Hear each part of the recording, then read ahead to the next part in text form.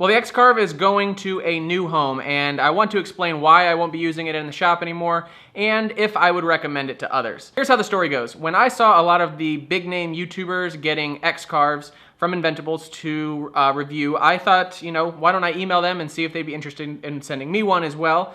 So I put together a little email and I said, you know, here's some of the projects I've done in the past. I think I could put good use to a CNC machine in the shop, and would you be interested in sending me a demo unit to review? To my surprise, they said yes. So I was really excited. Obviously, you remember all the series of X-Carve videos. So I got the machine, and you can look back and see I've done a couple of projects with it. I've been successful to some extent, but unfortunately has let me down in reliability, I guess you could say. I only have 2 days a weekend to make a video where I have to design, build, shoot, and edit a project every single weekend. Here's what I was hoping I would get from the machine. I was hoping I would get more precision, I would increase my efficiency in the shop, and I could get more complex things done more quickly.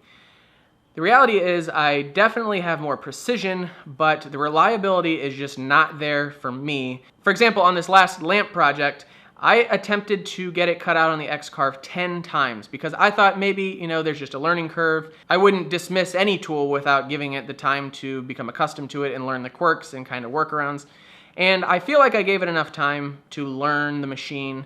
I spent 3 solid weekends. As you know, this video has not been posted in 3 weeks, and it's because I've been messing around with the X-Carve. And anytime I needed to cut something, it just took a lot of effort to get everything dialed in and calibrated to get one good cut. When I emailed Inventables and told them I had to send the machine back, I felt horrible.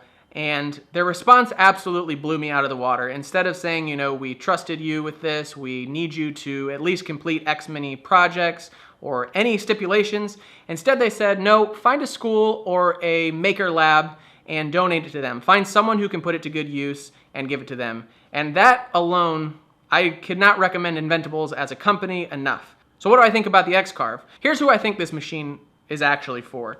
I think it's for people who would attempt to DIY build their own CNC machine, but instead want something that's semi-organized and put together. If you have the time to tweak and calibrate and dial it in just perfect and you enjoy the process of building and tweaking and calibrating, then absolutely this is a great deal and I can't recommend the company enough.